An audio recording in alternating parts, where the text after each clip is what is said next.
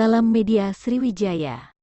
Komplek pemakaman Pangeran Kramajaya dan keluarga yang terletak di Jalan Segaran, Lorong Kambing, Kelurahan 15 Ilir, Ilir Timur 1 Palembang yang sebelumnya telah ditetapkan sebagai cagar budaya oleh pemerintah Kota Palembang melalui Dinas Kebudayaan Kota Palembang dengan nomor urut 013 dan sudah tercatat di nomor registrasi nasional PO 2018090600566 Jumat tanggal 30 Desember tahun 2022 pagi hampir seluruh nisan di areal komplek makam tersebut dipatahkan dan dihancurkan oleh oknum yang tidak bertanggung jawab.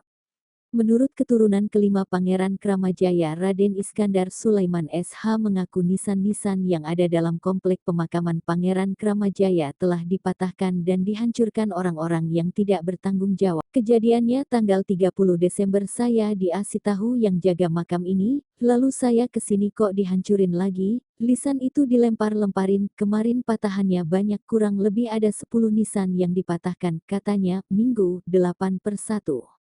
Hingga kini menurut Iskandar pihaknya belum buat laporan polisi walaupun diakuinya sudah dirinya mendapatkan laporan makam dan nisan tersebut dipatahkan dan dihancurkan. Malahan menurutnya polisi dari Poltabes sudah sempat datang dan melihat komplek pemakaman Pangeran Kramajaya ini yang kondisinya nisannya dipatahkan dan dihancurkan.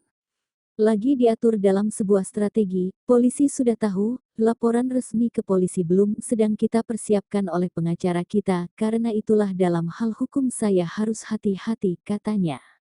Menurutnya para pelaku masuk areal komplek pemakaman Pangeran Kramajaya saat penjaga makam sedang makan siang.